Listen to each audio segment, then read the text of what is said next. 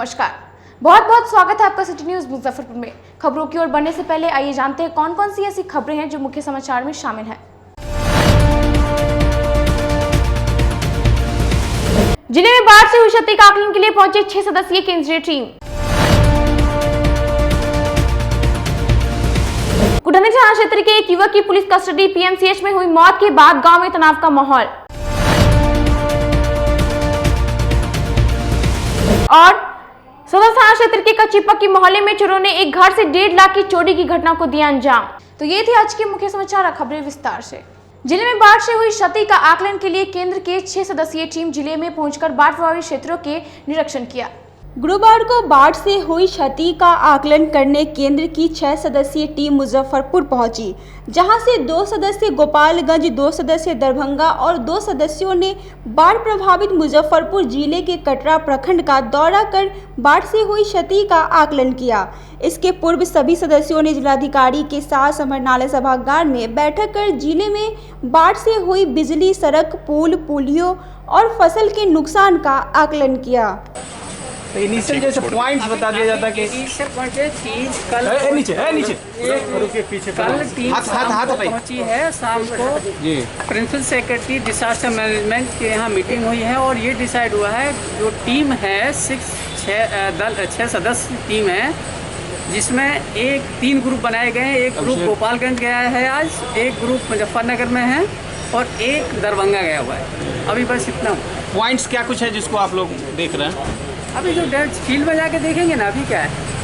वहीं जिलाधिकारी डॉक्टर चंद्रशेखर सिंह ने बताया कि जिले में 16 में से 14 प्रखंडों में बाढ़ से नुकसान हुआ है, जिसकी जानकारी केंद्रीय टीम को दी गई है। ये जो बाढ़ से प्रभावित हमारा जिला हुआ है मुजफ्फरपुर जिला, उसमें हमारे 15 प्रखंड प्रभावित हुए हैं और उसी का जो प्रभाव है, क्षति है, उसके आकलन के लिए केंद्रीय दल जो है 2 सदस्यीय आया हुआ है।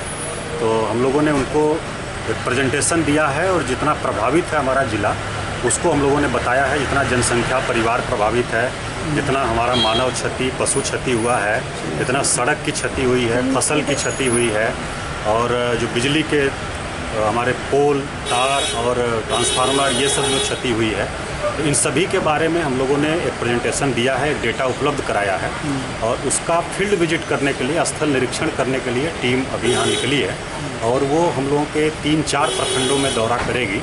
यहाँ से निकल करके कांटी, बोचहा, गाय घाट, कटरा, इन सभी प्रखंडों में जाकर के जो डैमेज हुआ है उसका अवलोकन लोग करेगा और उसके आधार पर अपना प्रतिवेदन जो भी वो समर्पित करेगा।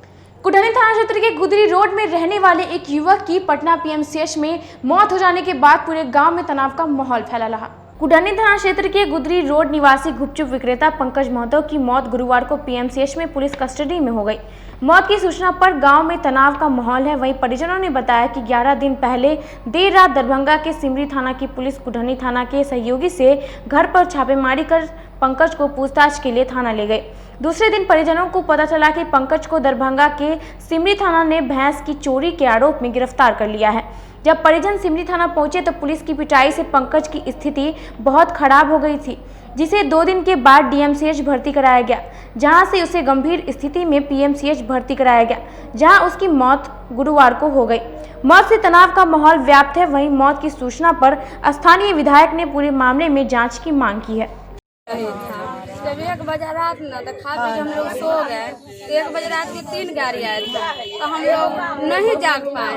जब तीनों गाड़ी घर के अंदर ढुका तो हम लोग उठे तो देखते हैं कि पुलिस वाले हैं। तो पंकज के उसे चड्डी पहन के सूता था खटिया पर, उसको पाजा में पजा के ले गया, बोलेरो में बैठा लिया। बोलेरो में बैठाने के बाद हम लोग पूछे कि सर काहे ले जाते हैं, तो हम पूछताछ के लिए ले जाते हैं, गुदरी पर से आपस से भेज देंगे। तो लेके चला गया, तो हम लोग रात में छोड़ दिया। सुबह में भी इधर उधर करने लगे, पूछने लगे लोग से। कॉल होके थाना पर गए तो नहीं था यहाँ पर, तो बोला कि सिमरी थाना चल गया। जब सिमरी थाना गया तो हम लोग बोलेरो से गए, तो वहाँ पर ही पूछे कि सर से हमको पंकज से भेंट करना है, बात कराइए। तो बोला कि बैठिए, अच्छे से हम बात कराते हैं। जब 10-15 मिनट लेट हुआ तो हम कही बात कराइए ना, बात कराइए ना। तो बोल रहा है कि तो ठीक है बात कर लीजिए, अलगे से बात कीजिए। तो हम लोग जब आगू में चल गए तो हम लोग के डंडा दिखा के बाहर निकाल दिए वो लोग। जब बाहर निकाल दिए तो बारे से बात की, जब आने लगे तो जेंट्स कहा कि बोले 2 जेंट्स जाएगा बात करने, लेडीज नहीं जाएगा। तो ठीक है, 2 जेंट्स गया, मुलाकात करके चल आया। तो बाद हम सोचे कि उसका पत्नी है तो कम से कम पति पत्नी से भेंट करा देते हैं। तो गए वहाँ पर तो बोले कि सर हम लोग घर जा रहे हैं, तो उसका पत्नी भेंट करना चाह रहा है।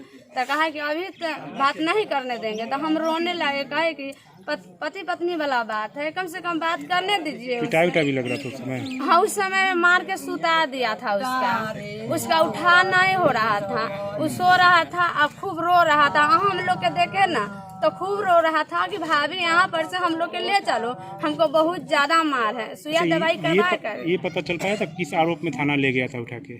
नहीं पता था हमको। भैंसे लूट का मामला है? नहीं, कोई आरोप हमको मालूम नहीं है। यहाँ पर है कि एक ठो मलाह के बच्चा है से, और थाना वाला डायरेक्ट आकर के उठा लिया, हमको पहले से कोई सूचना नहीं था। तो वहाँ ना ही बात करने दिया ना। पुलिस संरक्षण में पिटाई भी हुई है, क्या लग रहा है? पिटाई हुआ था, पिटाई हुआ तब तक तो वो मर गए। हम लोग के सामने में भी वो मारा था, और पानी से गर्म पानी से सेक करके पाव रोटी खिला करके उसको मारा था। हाथ दोनों ऐसे करके अंगूठा बांध के पीछे कर दिया था। घटना कब का है ये? घटना है ये है अगला सोमवार के, कै तारीख था? लगभग कितना दिन हो गया? 11 दिन हो गया। आज सूचना है कि मौत हो गई? आज सूचना है कि मौत हो गई। तो आप लोग क्या चाह रही हैं? क्या चाह रहे हैं? चाह रहे हैं कि उसको 2 बच्चा है, दोषी पुलिसकर्मी पर कार्रवाई चाह रही हैं, क्या चाह रही हैं? हाँ, पुलिस के कार्रवाई चालू करे कि ये लड़की उसका बच्चा के आधार मिले, उसको बच्चा कैसे पलाएगा से। क्या वो बाल बच्चा है? 2 लड़का है। क्या नाम है आपका? शीला देवी। कौन है उनकी आप? भाभी। उनके माँ का क्या नाम है? नाम है भाभी के बसमतिया देवी। आने वाली दुर्गा पूजा में भी कोरोना संक्रमण का साया मंडरा रहा है। मूर्तिकार से लेकर पूजा समितियों में भी असमंजस की स्थिति बनी हुई है। देखिए रिपोर्ट।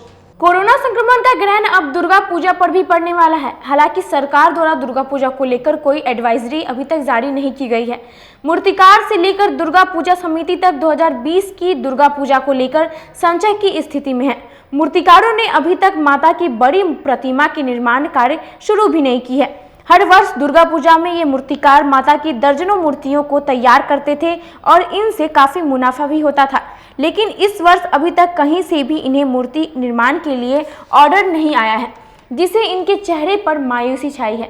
कोरोना संक्रमण ने इन लोगों के व्यवसाय को पूरी तरह चौपट कर दिया है। मूर्तिकारों ने बताया कि मार्च के बाद सभी पर्व को कोरोना ने बर्बाद कर दिया। अभी तो नहीं हुआ शुरू, कुछ ऑर्डर नहीं मिला। मान लीजिए जिला प्रशासन दुर्गा पूजा का परमिशन दे देता है तो क्या अब मूर्तियों का निर्माण हो पाएगा? हो तो सकता है, बट टाइम बहुत कम है अब, जिस हिसाब से ऑर्डर मिलेगा। मतलब मुजफ्फरपुर में जितने पूजा समितियां थी उस हिसाब से क्या मूर्तियों का निर्माण हो पाएगा? लगता तो नहीं है यहाँ पे मुजफ्फरपुर में। तो कोरोना के कारण आप लोग का कितना नुकसान हुआ होगा? नुकसान तो बहुत हुआ है हर सीजन में इस साल। अब क्या आस यही बचा हुआ है दिवाली का गणेश लक्ष्मी पर? हाँ देखिए, ये भी बिकता है कि नहीं? लोग का हुआ बहुत है, जो मैंने 50,000 के अपना पल से खा रहे हैं, क्या करें। अब क्या दुर्गा पूजा अगर होता है या नहीं होता है इसको लेके अभी तक कुछ क्लियर नहीं है। नहीं, तो उसको लेके क्या तैयारी आप करोगे? अभी तो बैठा हुआ कारीगर सब क्या करेगा? ऑर्डर आवे तभी ना काम होगा, और नहीं होगा तो क्या करेगा? ऑर्डर आना शुरू होगा तो क्या उसको पूरा कर पाइएगा अब के समय में? अब इतना कम समय बचा कहाँ बनेगा, उतना नहीं बनेगा, नहीं हो पाएगा, नहीं होगा। कंप्लीट करते हुए अब कितना हुआ है, 6 तारीख के बाद लॉकडाउन होता है तो कहाँ पे बोल देता है? दुर्गा पूजा का नहीं दिया, ना विश्वकर्मा पूजा के दिया है, दिए नहीं करते, क्या करेंगे। वहीं शहर में प्रमुख दुर्गा पूजा समिति के सदस्यों ने बताया कि सरकार द्वारा पूजा को लेकर कोई दिशा निर्देश जारी नहीं की गई है, लेकिन हम लोग माता की प्रतिमा स्थापित करेंगे और सरकार द्वारा जो नियम बनाए जाएंगे उनका पालन जरूर करेंगे। इस बार की दुर्गा पूजा को लेकर के कोरोना महामारी का जो अभी समय चल रहा है, इसके हिसाब से सोशल डिस्टेंसिंग का पावर करते हुए शांति वातावरण से पूजा की जाएगी। जिला प्रशासन की तरफ से किसी प्रकार का अभी जिला प्रशासन की तरफ से कोई गाइडलाइन जारी नहीं हुआ है। जैसे जिला प्रशासन की तरफ से गाइडलाइन जारी होगी उसी हिसाब से आगे का प्रोग्राम होगा। पूजा का जो भी विधि विधान से जो भी पूजा इतने सालों से होते आ रहा है वो विधि विधान का हम पालन करेंगे, लेकिन हमने उसमें सोशल डिस्टेंसिंग का अनुपालन करेंगे और हम उपस्थिति में जिस तरह सरकार का दिशा निर्देश होगा उसी आधार पर हम करेंगे। जैसे ढाक और भोग नहीं, उन लोग का भोग, माँ का जो भोग है वो माँ को निवेदन होगा ही। हाँ, और ढाक जो है उसको तो हम ला नहीं सकते हैं, चूँकि बंगाल से आती है। बंगाल से आने का ट्रेन जो है आवागमन का बाधित है, जिसके कारण उन लोगों ने हम लोग को टेलीफोनिक हम लोग से बात किया था। मेरे मूर्तिकार वो भी बंगाल से, कलकत्ता से आते हैं। मेरा ढाक जो है वो बोलपुर शांति निकेतन से आते हैं। क्योंकि रेलवे ट्रेन नहीं चलने के कारण उन लोग का आगमन यहाँ संभव नहीं है। उन लोग की भी आर्थिक स्थिति बहुत ही दयनीय है, क्योंकि हमारे साथ वो लोग बहुत सालों से जुड़े हुए हैं। हम लोग भी अपना स्तर से उन लोगों ने भी फ़ोन किया हम लोगों को कि कुछ आर्थिक मदद कीजिए, क्योंकि हमारे साथ उनके बहुत पुराने संबंध है। हम लोग मूर्तिकार को, ढाकी को, जो हमारा यहाँ का माने प्रधान आकर्षण कह सकते हैं, मुजफ्फरपुर का ढाक जो है वो प्रधान आकर्षण है, तो वो आ नहीं पा रहे हैं। वो दुखी हैं, हम लोग भी दुखी हैं। हम लोग उसकी व्यवस्था करेंगे, जो उसको मोबाइल से डाउनलोड करके माइक में बजा कर कुछ कर लेंगे। लेकिन साथ साथ उन लोग को भी जो है मूर्तिकार जो है मूर्ति बनाते हैं, प्रतिमा या ढाकी जो आते हैं, उनको हम लोग अपने तरफ से कुछ आर्थिक, जहाँ तक संभव हो, हम लोग उनको आर्थिक मदद करने जा रहे हैं। कलश स्थापना कर जो नहीं, कलश देखिए उसके लिए एक और हमारे प्रधान पुरोहित से यहाँ बात हुई है। कलश स्थापना का पूजा हमारा यहाँ कलश जो है एक होता है नवरात्रा का, जो कलश जिस तरह स्थापना करके पूजा होता है, हमारे यहाँ वो नहीं, वो इस तरह नहीं है। हमारा यहाँ पंचमी से ही पूजा होता है, ठीक है, और कलश रख के ही पूजा होता है। लेकिन हमारे वो नवरात्रा का 9 दिन का उस तरह नहीं होता है। हमारा यहाँ 5 दिन का ही पूजा होता है, पंचमी से दशमी तक का ही पूजा होता है। और उस पूजा में अब कलश, पट, घट या मूर्ति, लेकिन हमारा यहाँ 119 साल का पूजा मूर्ति हुआ, सबका पूजा का अलग विधि है। हाँ, तो हम छोटी आकार में ही करेंगे। अभी तत्काल तो हम लोग इस आशा में है कि यहाँ के डीएम क्या बोलते हैं, और तैयारी के लिए तो हम लोग लगे हुए हैं। लेकिन कुछ ऑर्डर ऐसा आवे ताकि हम लोग कोरोना को देखते हुए दूरी बना करके पूजा कर सकते हैं। हम लोग का टीम है जो जहाँ पूजा पंडाल में है वहाँ लोग जो है उस ढंग से आवे, 10-10 करके, 20-20 करके, 50 करके, जैसे ऑर्डर आवे, जो हम लोग अंदर में भीड़ नहीं लगने दें। बाहर का तो हम लोग कह नहीं सकते हैं, जो टावर से लेकर छाता बाजार तक है वो तो अलग ही बात है। हम लोग में अपना में बैठक करने जा रहे हैं कि अगर ऑर्डर मिल रही है तो भीड़ नहीं लगाना है, जिसके लिए तैयारी हम लोग कर लेंगे। जिला प्रशासन से किस प्रकार का अपील करना चाहेंगे? जिला प्रशासन से अपील करना यही चाहेंगे कि हम देख रहे हैं कि इलेक्शन में की तैयारी हो ही रही है, कुछ तो भीड़ लगी रही है। लोग, नेता लोग भी जहाँ जहाँ जा रहे हैं कुछ न कुछ तो भीड़ लगी जा रही है। अब सब कुछ इस कोरोना काल में हो ही रहा है, तो माता का कम से कम पूजा हो।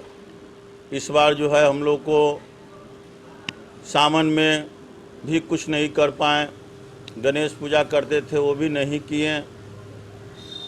और यही कहेंगे जिला प्रशासक से कि हम लोग को बुलाएं, बैठक कराएं, इस बात को रखें कि ठीक है, अगर आप लोग करना चाहते हैं तो भव्य रूप से नहीं, पूजा आप कैसे कीजिएगा, आपकी व्यवस्था कैसे होगी, उस पर हम लोग विचार रखेंगे। कंपनी बाग रोड में मीना बाजार की तिरपाल दुकान में आग लग गई। मौके पर फायर ब्रिगेड की टीम पहुंचकर आग पर काबू पा लिया। एक बड़ी घटना घटने से बच गए।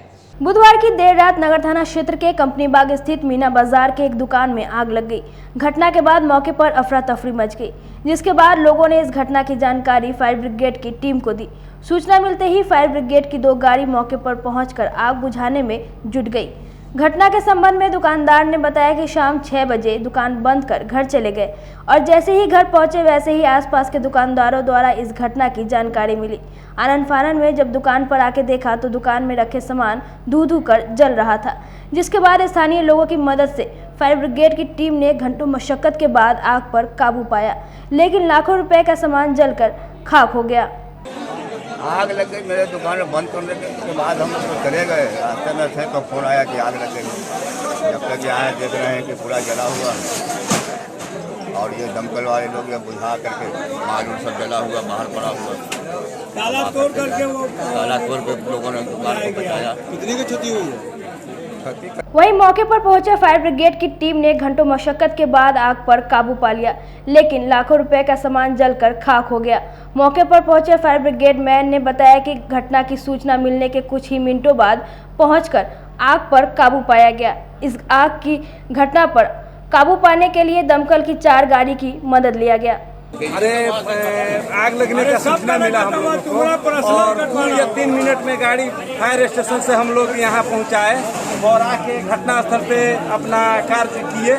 और हमारे पदाधिकारी हैं जो संतोष कुमार पांडे जी है, उनके निर्देशानुसार हम लोगों ने काम किया और करता भी हूँ। हम लोग आग लगने के सूचना के पाते ही हम लोग फौरन 1 मिनट में प्रस्थान कर देते हैं गाड़ी। और हम कृष्ण यादव हवलदार पद पर कार्यरत हैं वहाँ पे फायर स्टेशन मुजफ्फरपुर, और आके बाबा के दुकान का जो स्थिति था परिस्थिति था उसको हमने ताला तोड़ के और अपना फायर के मिस्ट यूनिट गाड़ी से हम लोगों ने बुझाया पूरा। अपने सहयोगियों के साथ हम लोग 3-4 गाड़ियाँ मेरी आई और आग पर काबू पाया। ब्रह्मपुरा नीलकंठ चौक पर प्रधानमंत्री जन औषधि केंद्र का उद्घाटन मंत्री सुरेश शर्मा ने किया। गुरुवार को ब्रह्मपुरा स्थित नीलकंठ चौक पर प्रधानमंत्री भारतीय जन औषधि केंद्र का शुभारंभ नगर एवं आवास विकास मंत्री सुरेश शर्मा ने फीता काटकर किया। इस जन औषधि केंद्र से आमजन महंगे अंग्रेजी दवाइयों को बेहद सस्ते दामों पर खरीद सकती है। मंत्री सुरेश शर्मा ने बताया कि प्रधानमंत्री नरेंद्र मोदी द्वारा आमजन को महंगी दवाइयों से छुटकारा दिलाने के लिए आयुष मंत्रालय द्वारा बेहद कम कीमत पर गरीब तक पहुंच सके। हमारे प्रधानमंत्री का बेमिसाल सोच है। ये जन औषधि के दुकान से सारी तरह की दवाइयाँ और मैक्सिमम कम कीमत में वो मिल रहा है। हमारे डॉक्टर लोग लिखेंगे दवाई और यहाँ बगल में लोग कम कीमत पे ले जाएगा तो हमारा गरीब भाई का कल्याण होगा। ये सबसे बड़ी बात है। किसान द्वारा केसीसी कार्ड के जरिए लोन लेने के बाद पूरे समय पर लोन को चुका दिया गया, लेकिन फिर भी बैंक द्वारा लगातार नोटिस भेजा जा रहा है। अगर आप किसान क्रेडिट कार्ड पर लोन लेने जा रहे हैं तो सोच समझकर लोन लें। कहीं आपको लोन चुकाने के बाद भी बैंक द्वारा लोन चुकाने का नोटिस आ सकता है। गुरुवार को एक ऐसा ही मामला सामने आया है। कुडनी प्रखंड के शाहपुर मरीचा निवासी मृतक महेंद्र राय के साथ कुछ ऐसा ही हुआ। महेंद्र की मृत्यु 13 सितंबर 2012 को हो गई थी। इसके पूर्व ही उन्होंने बैंक का केसीसी लोन 93,000 चुका दिया था, पर उन्हें नो ड्यूज बैंक द्वारा नहीं मिला। बाद में उनकी मृत्यु हो गई। अब 8 वर्ष के बाद बैंक द्वारा लोन चुकाने को लेकर नोटिस मिलने से पूरा परिवार परेशान है। जी, मेरा नाम ओम प्रकाश कुमार हुआ। बरियारपुर कंज में मेरे पिताजी का केसीसी लोन है और उसमें मेरे पापा का 25,000 रुपया लोन था। पापा मेरे 25,000 रुपया केसीसी करवाए और कुछ दिन के बाद मेरे पापा 2012 में 13 सितंबर 2012 में एक्सपायर कर गए और उसके बाद केसीसी के बारे में हमको कुछ मालूम नहीं था।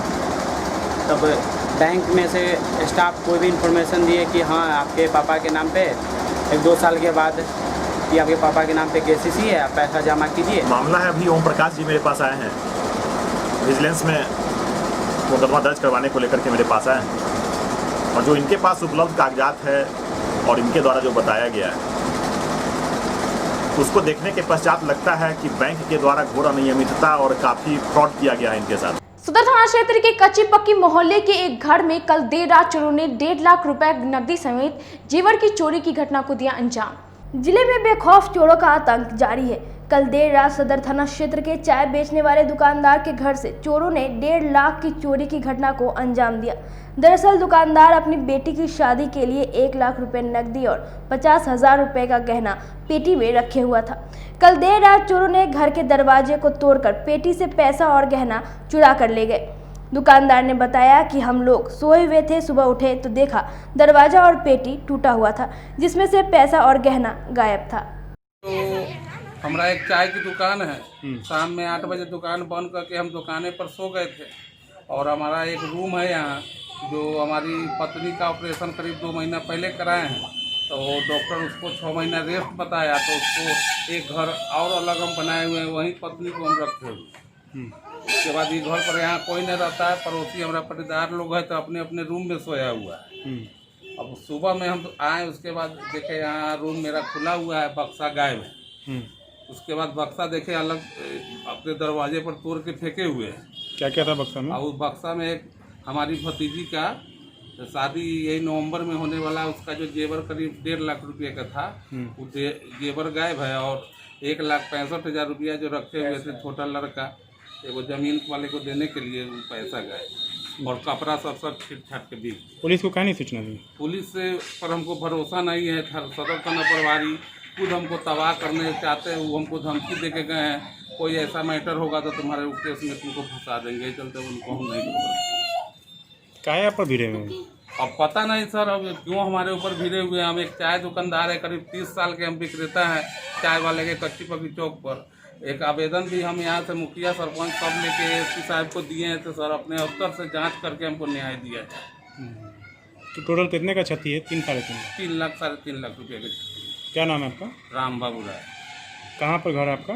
कच्ची पक्की चौक। अब वक्त हो चला छोटे से ब्रेक का, कहीं में जाइए, देखते रहिए city news Muzaffarpur. Career achievers आपके विश्वास पर खरा उतरने वाला कोचिंग संस्थान है। हमारे यहाँ मेडिकल, IIT, JEE तथा फाउंडेशन की तैयारी भी कराई जाती है। इसके अलावे exclusive batch JEE mains, advance की भी क्लासेस चलाई जाते हैं। छात्र छात्राओं को 100% स्कॉलरशिप की भी व्यवस्था है। यहाँ से कितने छात्र छात्राएं सफलता की सीढ़ी चढ़ चुके हैं। Classes taken by top mentors, तो हमारे यहाँ अवश्य पधारें। तो हमारा पता याद रखें, हमारा पता है career achievers, Mithanpura, near north point school, और हमारा कॉन्टेक्ट नंबर है 8002479735, या फिर आप हमें कांटेक्ट कर सकते हैं 8877430251 पर। सबसे बड़ी बात तो ये है कि हम चाहते हैं कि हमारे इस मिशन में हमारे बच्चे गंगा पार करके उस पार नहीं जा पाए। यही नहीं, मिशन तो तब सक्सेसफुल होगा जब गंगा पार के बच्चे यहाँ एडमिशन लेने के लिए मार करेंगे। इसी आशा के साथ इंस्टीट्यूट तो हम लोग चला रहे हैं, अपने बच्चों को खुश करने की कोशिश कर रहे हैं। बच्चों को मैंने यही कहा है, तुम अपना समय दो, मैं तुम्हें आसमान की बुलंदियों पर पहुंचा दूंगा। मुजफ्फरपुर की शान और अपने कलाकृतियों से बॉलीवुड के स्टारों में अपनी पहचान बना चुका बाबा की दुकान लहठी भंडार पिछले 50 वर्षों से आपके पसंद का ख्याल रखती है। यहाँ से लाह की बहुरानी सेट बॉलीवुड की स्टार ऐश्वर्या राय ने अपनी शादी में पहनी थी। यहाँ से राजनीतिक गलियारों के नामचीन चेहरों की दुल्हन भी सजी थी। हमारे यहाँ शादी सेट, बहुरानी सेट, जयमाला सेट, लाह के फैंसी आइटम कुशल कारीगरों द्वारा निर्मित कराई जाती है। इसके अलावा चूड़ा सेट, कंप्यूटर चूड़ा, कुंदन चूड़ा, वाटरप्रूफ चूड़ा, चुंदरी 3 बुंदिया, बंग बंगरी, हिंगलू, पात चूड़ा, जंगली चूड़ा का भी निर्माण अपने कारीगरों द्वारा कराती है। यही नहीं, लाह से बनी कान का टॉप्स, रिंग, नथ, गला का हार, मांग टीका, पेन स्टैंड, हाथी, बिछिया, ग्लास, करा भी बनाती है। तो एक बार हमारे यहाँ अवश्य पधारे। बाबा की दुकान लहठी भंडार, इस्लामपुर, मुजफ्फरपुर। हमारा कांटेक्ट नंबर है 9308620444। 40-50 साल से जो हमारी दुकान है, ये बाबा की दुकान लहठी भंडार, समझे ना, पुश्तैनी हम लोग का काम ही है। और हमारे यहाँ जो है जितने भी है जैसे कि ऐश्वर्या राय के यहाँ लैठी गया, हमारा सचिन के यहाँ गया है, और आपके जो है तेज प्रताप से अभी लालू प्रसाद के लड़के की शादी हुई है, उसमें भी लैठी भेजा गया था। और हमारे यहाँ जो है ना बहुरानी सेट है, जैसे कि है कुंदन सेट है, और जैसे कि हम लोग जो डिज़ाइन जो है सेलेक्ट करते हैं जो लगन के ऊपर जो है, जैसे कि कस्टमर का चॉइस देखते हैं हम लोग हैं, उसी टाइप से हम लोग जो है माल तैयार करते हैं। और कलर है मैचिंग, हमारे यहाँ सबसे विशेषता है कि हर तरह के लहंगे का जो है ना मैचिंग तुरंत हैंड टू हैंड हम लोग लगा के दे देते हैं। हम पढ़ाते नहीं, हम बच्चों में विश्वास जगाते हैं। Christ Jyoti international school based on CBSE curriculum with co-education. इस स्कूल में प्रत्येक विषयों के लिए अनुभवी शिक्षकों का समूह है। विद्यार्थियों को अलग से ट्यूशन पढ़ने की आवश्यकता बिल्कुल नहीं है। बच्चों को प्रत्येक विषयों के लिए अलग से अतिरिक्त कक्षाएं दी जाती हैं। साइंस और कंप्यूटर लैब की व्यवस्था के साथ उत्तम खेल कूद के लिए बड़ा सा कैंपस भी है। नर्सरी के बच्चों को खेल कूद की विधि से पढ़ाई जाती है। केंद्रीय माध्यमिक शिक्षा बोर्ड पर आधारित पाठ्यक्रम से कक्षा प्ले हाउस व नर्सरी से अष्टम वर्ग तक ये नामांकन प्रारंभ है, तो नामांकन के लिए तुरंत संपर्क करें। हमारा पता है Christ Jyoti international school, Dharmodaya स्थली, माधोपुर सुस्ता, मुजफ्फरपुर। के रूप में ज्वाइन किया क्राइस्ट ज्योति स्कूल को, और यहाँ की व्यवस्था, यहाँ के पेरेंट्स सारे लोग पूरी तरह से बच्चों की पढ़ाई के प्रति जो केयरलेस थे, मैंने उन्हें जागरूक करने की कोशिश किया, और उस व्यवस्था को बदलने के लिए मैं हर संभव प्रयास करती हूँ। जहाँ तक हो पाएगा मैं इसे आगे बढ़ाऊंगी, इसे आगे बढ़ाना ही मेरा कर्तव्य है। ब्रेक के बाद आपका फिर से स्वागत है सिटी न्यूज मुजफ्फरपुर में। अब बढ़ते हैं अगली खबरों की ओर। नीतीश सरकार की जल नल योजना जमीन पर फिसड्डी साबित हो रही है। इसका ताजा उदाहरण सकरा प्रखंड के रामपुर कृष्ण पंचायत है। एक तरफ जहां नीतीश सरकार 7 निश्चय योजना में कार्य समाप्ति को लेकर वाहवाही लूटने में लगी है, वहीं इसकी जमीनी हकीकत कुछ और ही बयां कर रही है। नल जल योजना की सच्चाई सिर्फ कागजों और बयानों में ही सिमट कर रह गई है। ताजा मामला सकरा प्रखंड के रामपुर कृष्ण पंचायत का है, जहां नल जल योजना में अनियमितता देखने को मिली। न पानी नहीं गिर रहा, पिलर में से पानी गिरा। कितना दिन पहले काम हुआ? कहिया से 3 साल हो गया लगा। 3 साल से हम सब पिलर खड़ा है। वार्ड को बताएं पानी देने के लिए, क्या बोला वार्ड सदस्य? वार्ड को खनिया गाँव को चल जाए। सकरा प्रखंड के रामपुर कृष्ण पंचायत के वार्ड 8 के वार्ड सदस्य जयंती देवी से जब पूरे मामले को लेकर पूछा गया तो उन्होंने मुखिया पति और ग्राम सेवक पर पैसा निकासी कर काम न होने की बात कही। बताया मुझे जो एक चेक पर आप लोग को दस्तखत करके सभी वार्ड को दे देना है और यहाँ फाइल में लगाकर रखा जाएगा नमूना। मीटिंग में मुझे बताए थे। उसके बाद मीटिंग खत्म हो गई, घर आ गए। घर आने के बाद उसके 2-4 दिन के बाद या 1 सप्ताह के बाद मुखिया जी पासबुक और चेकबुक दोनों लेकर आए और आकर बोले कि इस चेक पर दस्तखत करके मुझे दे दीजिए। तो उनसे हम पूछे जो चेकबुक पर दस्तखत करके आपको दे देता हूँ। हाँ। फ्रेंड्स ऑफ आनंद के सदस्यों ने पूर्व सांसद आनंद मोहन की रिहाई को लेकर जागरूकता अभियान चलाया। गुरुवार को फ्रेंड्स ऑफ आनंद के सदस्यों ने पूर्व सांसद आनंद मोहन की रिहाई को लेकर जन जागरूकता अभियान चलाया। फ्रेंड्स ऑफ आनंद मोहन के सदस्य पूर्व मुखिया सुधीर सिंह ने बताया कि आनंद मोहन का इस्तेमाल राजनीतिक लाभ के लिए लिया जाता रहा है, परंतु उनके रिहाई के लिए कुछ नहीं किया गया। फ्रेंड्स ऑफ आनंद मोहन के सदस्य उनके रिहाई के लिए जन जागरूकता अभियान चलाता रहेगा। 2020 को हम लोग फिर से पिछले बैठक में जिस मुद्दा को लेकर फ्रेंड्स ऑफ आनंद मोहन के तले जिस मुद्दा के लेके माननीय पूर्व सांसद हमारे नेता जन के नेता माननीय आनंद मोहन जी के सम्मानपूर्वक रिहाई के लिए एक बैठक किए थे और उस बैठक में हमने उनके रिहाई के लिए लोगों तक इसकी जानकारी, लोगों को जागरूक करने का जो एक बीड़ा उठाया था, उसका इस बैठक में आज पहला चरण हम लोग शुरू कर रहे हैं। जैसा कि हम दिखाना चाहते हैं कि एक ऐसा पोस्टर है, एक इससे भी बड़ा पोस्टर है और एक छोटा सा पोस्टर है। इसके अलावे पूरे शहर में फ्लेक्स 3x2 का जो है वो पूरे शहर में, पूरे हाईवे पर हर जगह वितरण करवाए हैं। मुख्यमंत्री नीतीश कुमार की वर्चुअल रैली को लेकर जदयू महिला अध्यक्ष ने महिला सदस्यों के साथ अहम बैठक की।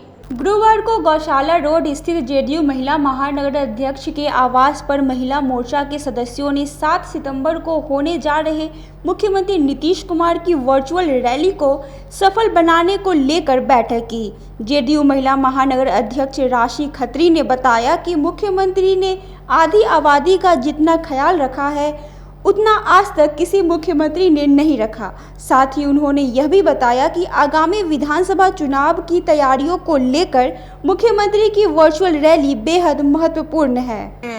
वर्चुअल संवाद जो माननीय मुख्यमंत्री नीतीश कुमार के जो आयोजन हो रहा है वर्चुअल संवाद का, इसलिए हम लोगों ने ये कार्यकारिणी की मीटिंग रखी हुई है और इसमें आधी आबादी का हम लोग का पूरा साथ रहेगा। 15 साल बनाम 15 साल का हम लोग पूरा प्रचार प्रसार कर रहे हैं। अधिक से अधिक महिलाएं हमारी इसमें शामिल होंगी। ये और 7 निश्चय का जो है ये हम लोग जो है विशेष प्रचार हम लोग हर जगह कर रहे हैं, जिसमें जिले के महानगर के हर कोने कोने पर हम लोग जो है एलईडी और महिलाएं पुरुष अपना सभी वार्ड अध्यक्ष सचिव अपना ये दिखाएंगे, पूरा मेजोरिटी दिखाएंगे इसमें। आज का ये कार्यक्रम हमारे माननीय मुख्यमंत्री श्री नीतीश कुमार एवं राष्ट्रीय हमारे अध्यक्ष श्री नीतीश कुमार जी के वर्चुअल मीटिंग के लिए प्रचार प्रसार के लिए अधिक से अधिक संख्या में इस मीटिंग में हमारे जनता दल यू के और हमारे जनता लोग भी शामिल हों, इसलिए इसका प्रचार प्रसार हेतु ये बैठक की गई है। जिले के सभी प्रखंडों में नल जल योजना में गड़बड़ी की जांच को लेकर जाप के सदस्यों ने जिलाधिकारी से मुलाकात कर ज्ञापन सौंपा। गुरुवार को जन अधिकार पार्टी लोकतांत्रिक के सदस्यों ने जिलाधिकारी को ज्ञापन सौंप वित्तीय वर्ष 2018-19 में जिले के सभी प्रखंडों में नल जल योजना में गड़बड़ी की जांच की मांग की। जिला अध्यक्ष अजय यादव ने बताया कि नल जल योजना के कार्य में मुखिया, पंचायत सचिव, वार्ड सदस्य, प्रखंड विकास पदाधिकारी और प्रतिनियुक्त एजेंसी की मिलीभगत से राशि निकासी कर कार्य आधा अधूरा किया गया है। हमने जिलाधिकारी महोदय जी को 7 योजना में ज्ञापन दिए हैं। 5-6 महीना पहले हम हर अंचल अधिकारी को सूचना के अधिकार से हमने पेपर मांगा कि किस किस प्रखंड में किस किस वार्ड में कितने काम हुए नहीं हुए, तो मुझे लेटर नहीं मिला, कुछ लिखित रूप से भी नहीं आया। हमको 2-3 जगह से अंचल अधिकारी से धमकी भी मिली, मुझे 2-4 प्रतिनिधि भी मुझे जान से मारने की धमकी दी कि आखिर आप होते कौन है इस चीज़ की जानकारी लेने के लिए, तो मुझे जानकारी नहीं मिला गया। उसके बाद लगभग 16 प्रखंड लगभग पंचायत में जाके हम सर्वे किए हैं, खुद से गए हैं, कहीं कोई काम नहीं है। लगभग वार्ड में ऐसा जगह है आप जाके देख सकते हैं, वहाँ एक भी बोर्डिंग नहीं है, वहाँ का बिल पास है, काम कुछ नहीं है, वहाँ बिल पास है। तो हम जिलाधिकारी से मांग कर रहे हैं कि एक टीम गठित किया जाए, 1 सप्ताह के अंदर 16 प्रखंड और हर पंचायत और वार्ड में जाके जांच करे और जो गंभीर आरोप सर अंचल अधिकारी और मुखिया, पंचायत सचिव और वार्ड सदस्य सारे लोग मिली भगत से और फर्जी कंपनी के साथ मिलकर सारे फर्जी काम किए। पाइप 2 नंबर, वो जो नल है वो 2 नंबर, सारा फर्जी काम। आज आप क्या किए जी? आज के लिए बस इतना ही। कल फिर हाजिर होंगे कुछ नई खबरों के साथ। तब तक के लिए मुझे और मेरी पूरी न्यूज़ टीम को दीजिए इजाज़त। नमस्कार।